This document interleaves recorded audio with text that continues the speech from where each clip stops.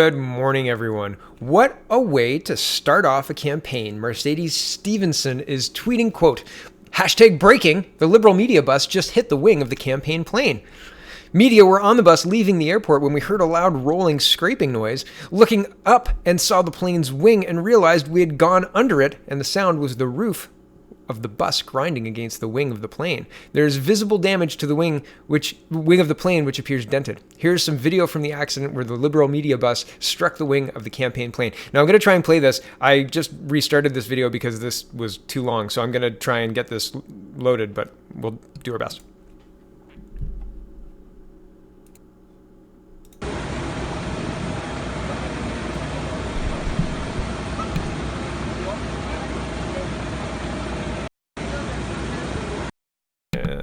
And there's a picture, an image of the scraping and denting.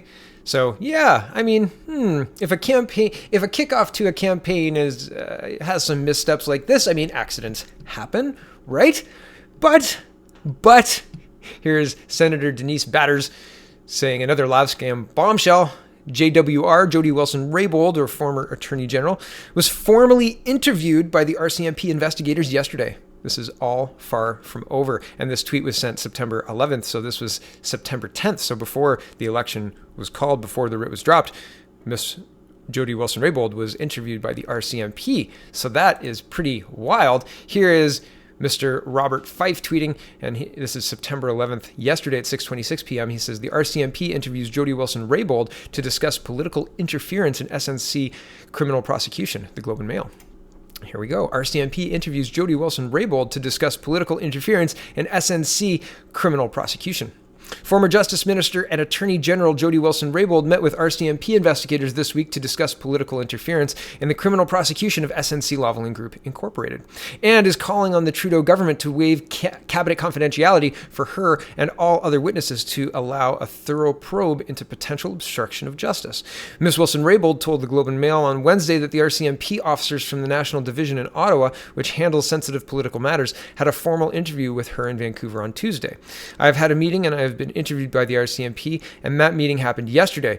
And that's Tuesday, and I am not going to comment any further on the nature of those conversations, she said. Of course, I'm concerned about the government's decision to deny the RCMP's request for access to other witnesses. As a matter of principle, the RCMP should be able to conduct thorough and necessary investigations.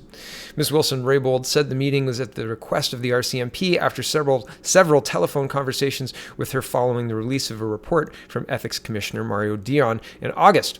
Mr. Dion said Prime Minister Justin Trudeau violated the Conflict of Interest Act when he and senior officials improperly pressed Ms. Wilson-Raybould to order the Public Prosecution Service to settle a fraud and bribery case against the Montreal-based engineering and construction giant. Ms. Wilson-Raybould spoke to the RCMP last spring, but at the time she said she did not believe a crime had taken place. She now believes the case needs to be re-examined in light of Mr. Dion's report. I believe the public deserves to know and to have full knowledge of this matter, Ms. Wilson-Raybould said. Mr. Dion said in his report that the government refused to waive cabinet confidentiality for 9 witnesses who said they had relevant information about allegations of public interference in the SNC-Lavalin prosecution. The RCMP are facing the same situation as Mr. Dion did. The government says Privy Council clerk Ian Shugart, who reports to Mr. Trudeau, will not waive cabinet confidentiality to allow the National Police Force to speak to witnesses and obtain cabinet documents relating to SNC-Lavalin. The Liberal leader rejected a call from Conservative leader Andrew Scheer on Wednesday to allow anyone with knowledge of the SNC-Lavalin matter to discuss it freely with the RCMP, emerging from Rideau Hall after the issuing of the writs for a federal election on October 21st, Mr. Trudeau said the decision was Shugart's alone. We respect the decision made by our professional public servants, he said. We respect the decision made by the clerk. Mr. Scheer said in Trois-Rivières, Quebec, and I know I've said that wrong, Trois-Rivières, I apologize, that it is within the power of the Prime Minister to offer a full waiver to the RCMP. Quote, he is not telling the truth when he says that it is not his decision, Mr. Scheer said. It is his decision. He has the power. He needs to stop hiding behind the clerk of the Privy Council and take some responsibility, waive that privilege, and let the RCMP do their job. I scroll down a little bit. Former Liberal Cabinet Minister Jane Philpott, who stepped down after Ms. Wilson-Raybould resigned from Cabinet over the SNC-Lavalin matter, said she would like to speak to the National Police, but wants Mr. Trudeau to waive Cabinet confidentiality. From what I understand about the initiative, they are undertaking, I believe that I have information that would be relevant, Ms. Philpott said in an interview. It is information that is subject to cabinet confidentiality, so I, of course, would need that to be waived in order to be able to speak with them. The RCMP has not officially launched a criminal investigation. The force has said it is, quote, examining this matter carefully with all available information. It will pause the operation during the election campaign. So there have been people, I just want to pause here. There have been people who are asking me, is the RCMP still investigating? According to this article, the answer is no, right? The RCMP will pause the operation during the election campaign. So from what I understand, they're not investigating as told by the Globe and Mail. And I mean, they're as close to accurate information as we can have right now, I suppose. Back to the article. And I scroll down, just noting it. However, the public inquiry into the sponsorship scandal of 2004-2005 received unconditional access to hundreds of pages of cabinet documents and heard testimony from all the ministers involved in deliberations on the National Unity Initiative. That inquiry's final report said, quote, ordinarily, cabinet deliberations are secret and privileged, but the government agreed to waive this privilege by 2 orders in council, which permitted a full inquiry to be made of the question of how certain decisions were reached when the sponsorship program was first conceived. Shortly after the release of the report into the sponsorship scandal in the fall of 2005, the minority government of Paul Martin was defeated in the House of Commons. Stephen Harper's Conservative Party came to power after the general election of January 2006. The Trudeau government's waiver allowed Ms. Wilson-Raybould to talk to the House of Commons Justice Committee and Ethics Commissioner, but did not extend to events after she was moved or discussions involving other individuals.